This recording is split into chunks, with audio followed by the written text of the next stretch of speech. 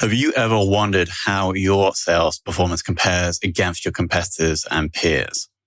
The B2B Sales Benchmark Report provides the definitive guide to what success looks like in 2021. See how you compare in terms of win rate, sales cycle, average deal value, relationships, and engagement. You can see the results and get the full report at ebster.com/B2B-sales-benchmarks. Everything is suddenly based more on qualitative information than quantitative information. No one could have forecasted the business impact. There's no forecast model to take into account a pandemic, right? So suddenly we're relying more and more on qualitative information, which makes your CRM that much more important.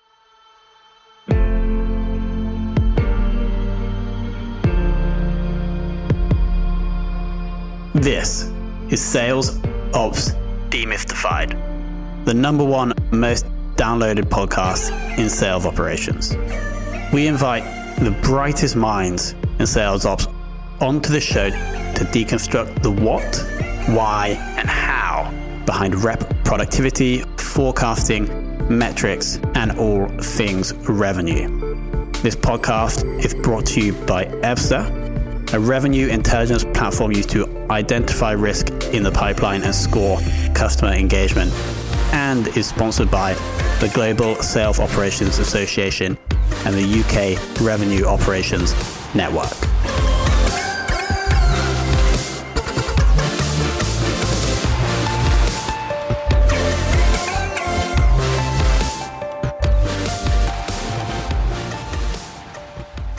Hello, and welcome to another very special episode of the Sales Ops Demystified podcast. And today we're joined by a guest who is part of a larger organization than we normally expose to this audience, which is why I'm super excited about this conversation, so we can learn more about Matthew's skills, but also about how sales ops works in a larger business. So let me welcome Matthew Mulhern to the show. Hey, Tom. Thanks for having me. Really appreciate it. No worries. Now, first question, and I'd like to understand, I think you've been at VMware for approximately 5 years. And first question is, was this the first time you moved into the sales ops role, or did you do that previous to VMware and then move over to VMware in sales operations? Yeah, so VMware has been my whole sales ops career. It's coming up on 6 years, I guess. I think next week, actually, if I remember the dates correctly. But thank you. Started over at VMware AirWatch in particular, and then we've integrated slowly at times, but integrated over the last 6 years to become truly VMware. Makes sense. And can you, just for the context of the audience, give us a size of VMware's scale, both in terms of total employees and then sales reps, if you can share, and then also the number of people in the sales ops team? Yeah, it's a good question. So I believe as of our big event every year is called VMware. It's going on right now, actually. And I believe our CEO said 33,000 plus yesterday. So I suspect he's going to be correct, probably more correct than anything I could come up with on my own. So I'm going to say 33,000 plus is a total organization. And then as far as sales reps, off the top of my head, I believe it's a couple thousand of that 33. And sales ops, I really don't know. But if I had to take a guess, I'd say a couple hundred. Awesome. And are the sales ops teams structured around different products, different industries, or how does that work? Both at times. So we have what we call our core sales operations teams, which are centered around our core sales teams who sell the whole product. They're account managers. They sell everything that VMware sells. And then we also have specialist salespeople with their own operations teams who are focused on a specific product. Something like AirWatch I had mentioned earlier has developed into Workspace ONE, and our end user computing business unit. So in different regions, they have specialist sales operations teams as well, focused on product. Makes sense. And can you share, again, for the context of the audience, an overview of VMware's tech stack? And I understand maybe there are tools that individual sales ops teams use, but other departments, other functions don't. So it would be good to know what you're currently exposed to in terms of technology in your role. Yep. I would say the main thing would be Salesforce is our CRM. I think I know at a time we were the biggest Salesforce customer in the world. Wow. Or at least I am told. And I'm not so sure. I think we may have fallen off of that pedestal, but we are still a very, very large Salesforce customer. And then we use Oracle to book our business, SAP to as a business intelligence view into that. And then I'm pretty much 100% focused on data in general. So we also use Tableau quite heavily to visualize that data, and a tool called Alteryx to manipulate the data. Got it. And so now digging into your specific role, are you aligned to an industry, a product line, or like where do you sit within the ops function? I am no longer specific to a product. Up until a couple months ago, I was still with our end user computing business, which is Workspace ONE and Horizon. But I've expanded my role to be all of VMware a couple months ago. Awesome. And what specifically are you focused on doing for the whole of VMware within Sales Ops? Mostly what would probably fall into business intelligence type stuff. So my background is heavily in data, and I've grown analytically in my roles every time my role has changed. So visualizing data, helping set quotas, a little bit involved in forecasting, that kind of stuff. Oh, awesome. We'll definitely dig into the forecasting part now. But before that, I'd like to understand the last few months and the impact it's having on the sales function. So I assume you guys have gone more remote. How have specifically, how have the sales team and the sales ops team adapted to this change? Yeah, so most of our sales operations resources in particular, we're already spread out. We're a worldwide company. Pre-COVID, we had big bases in Palo Alto, Austin, Texas, Atlanta. I'm probably missing something in the US, but then also San Jose, Costa Rica, and Sofia, Bulgaria, as well as India. So whether those people were in an office at that time or now not in an office but spread out, it hasn't changed that much because we were already utilizing a lot of those tools that had to be in place already to enable that collaboration worldwide. So it hasn't affected us too much from a sales operations standpoint. A large majority of our sales team was already also remote because they're field sales reps. They need to be close to their customers. So again, kind of the same situation. There hasn't been a tremendous impact because they were already remote. Now, obviously, not getting to see your customers physically is a bit of a change, and we've made some adjustments to enable that. In particular, investing in a tool called Miro, which is I believe used for whiteboarding type sessions with your customer. So that's one of the changes the sales team has made in particular. Awesome. And have there been any other shifts, whether that's operational, cultural, or tech-wise, to help facilitate the sales people be successful? So on top of the investment in Miro, I think we accelerated our deployment of Microsoft Teams. That one I'm not 100% sure on, but I know shortly after COVID started, they kicked us off Skype and said, everyone has to get on Teams or you're not going to have access to chat, basically. So that was another thing. And then I'd say culturally, our recruiting has shifted really across VMware as a whole. So we are doing more remote recruiting, basically, more jobs. I think we were 20% fully remote before COVID. And afterwards, we're going to be something like 60 to 80% are going to at least have the option to be either heavily remote or fully remote. Awesome. And, it has those impacts on recruiting. I've started to see more jobs go up with either just being fully remote, or what I find pretty interesting is with a time zone as the requirement. Yeah, it's interesting, isn't it? So those global hubs will still remain, though I guess the amount of people who are consistently working in those offices is going to reduce. Yeah, exactly. And then I think some of our smaller offices will eventually probably either go away completely at some point, I would expect. But that's just a guess, nothing released yet.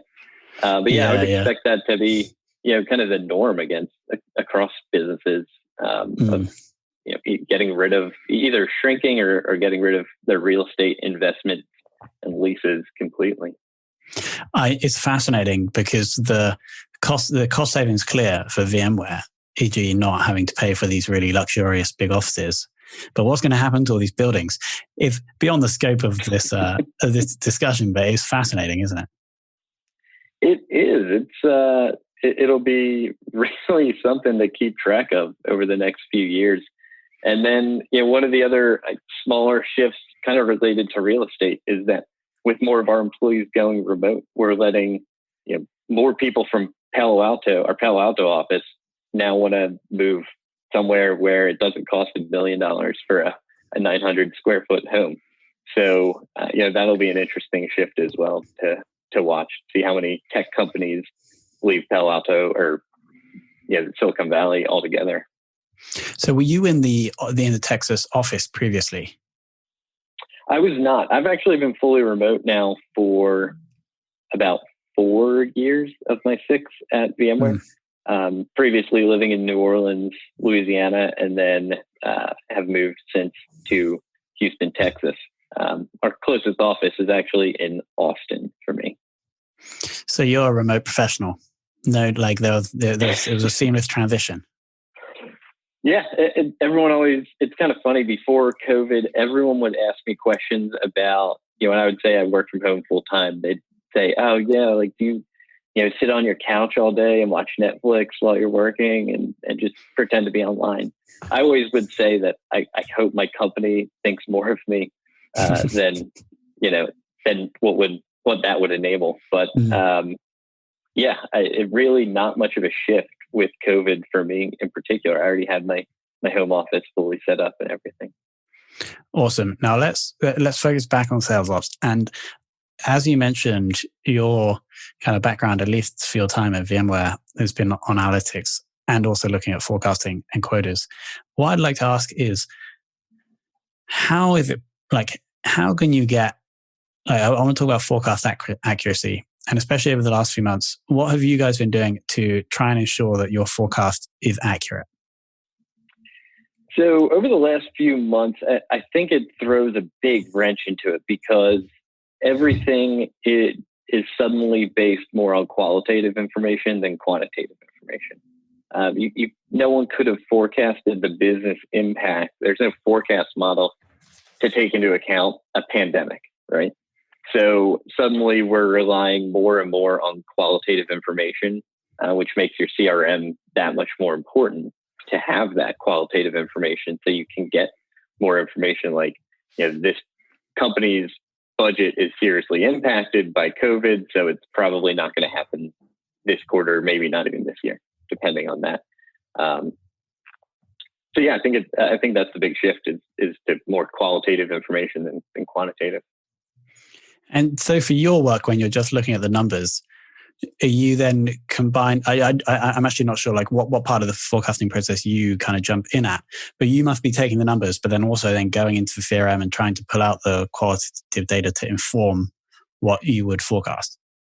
Yeah, so pretty early on, one of the things that we went through was digging through Salesforce and trying to find keywords related to COVID and the pandemic, and key phrases that were indicating either a positive or negative relationship. The nature of our business is that with end user computing, with in particular Horizon, which is remote desktops, that business picked up tremendously because of everything. Literally over weekends, we were having to deploy thousands of new remote desktops to customers so that they could enable work from home, basically. So there has been a decent positive relationship with COVID in that we've had a lot of customers have to set that all up, but then also trying to track the negative as well and work that into forecast and that makes sense. Type analysis.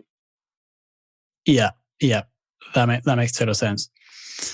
What do you think you could do to improve the forecasting process? So I read a book a few years ago called The Signal and the Noise by Nate Silver. And if there's one thing in there that I got out of it, it's that the aggregate of multiple forecasting methodologies is always going to perform better than any singular methodology over time. So I think that's the key, is how do you blend more quantitative, mathematical, scientific forecasting models with the sort of traditional, super qualitative sales rep or sales management based forecast based on literally on, I see these deals, I think these ones are coming in. Chances are, and what data says and what science says over time is that blending 2, 3, 4 of those together is going to perform better over time than any one of them. So I think that's how you do it. And so is that the way, are you guys currently combining different approaches in order to make them more accurate? I think at different levels we are. To tell you the truth, our sales forecast is still very, very qualitative based on what our sales management team is rolling up. But I do believe some of our more numbers-driven business unit or functions like finance are also working in a more mathematical, scientific forecast. Although, again, with a pandemic, you can kind of throw out any sort of pipeline movement metrics from previous quarters because who knows what is really going to happen anymore. Yeah. Now onto metrics. And so throughout your time at VMware, which sales metric has been particularly valuable to you? One of the things I've kind of hung my hat on getting set up and tracking is our productivity per rep. It has some challenges. It kind of sounds pretty easy of how much you sold, how many reps you have, but it ends up being relatively hard to track the number of reps at times with all the movement that a sales team can have. So I think productivity per rep is key. And then the other KPIs we track, I would say, are all the quote unquote normal ones, bookings, pipeline coverage, percent to plan, that kind of stuff. So overall, are you looking for the productivity per rep to rise gradually? Because obviously you'd expect the productivity per individual rep to increase over time as they get better at their job. But of course you have consistent churn and rehiring of reps. So is that something you look to increase gradually? And if yes, what do you do to try and improve that? I would say you look to increase it gradually at times. And then also there are definitely jumps from inorganic churn, also known as layoffs. Where we still have a revenue goal that is generally growth, even though our headcount has shrunk at times. But obviously, what that makes for is a decent jump in productivity one quarter to the next. When that happens, how do you make sales reps more productive? That's a good question. I think if I had a great answer, I'd be a millionaire right now. Yeah, exactly. Amazing. Now, final two questions. First of which is, who has been the most inspirational for you in your career? I think my last boss, Roger Parrish at VMware, has probably been the most inspirational, and he probably doesn't even realize it. But I think a really powerful thing to inspire someone is just to believe in them and just keep challenging them and asking questions of them and making them, improve their skills. And again, going back to challenging them.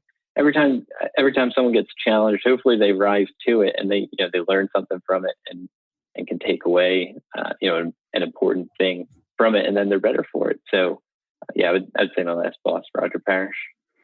And then, who in the world of sales operations would you like to take for lunch, whether you know them or not? I would say I do know her. It would be my first sales operations boss. I believe she was on the show previously, actually, Stephanie Teal. She is an old AirWatch employee. She was my first sales ops manager, and she's gone on to a couple smaller, I'm not sure if they qualify as startups or not, but definitely smaller organizations. And it just seems like she's been doing great stuff, setting up new Salesforce instances for them and all their sales operations processes. So on two accounts, I'd love to hear from her on her work, but also just like to catch up personally. Shout out to Stephanie. I love it when another guest is connected to another guest on the show. It makes us think that we're getting to know a chunk of the sales ops world slowly but surely. Amazing. Matthew, I like to pick out one or two things from each interview. And the thing from this thing I like to pick out, which we haven't heard before, is this insight you got from Nate Silver's book that multiple forecasting methods are typically more accurate than one. And so the thing I'd like any sales ops ninja to look at, if they're listening now, is to potentially look at other forecasting methods and maybe combine them to increase the accuracy of the forecast. So, Matthew, thank you so much for coming on. Thank you for having me. Have a great day, Tom.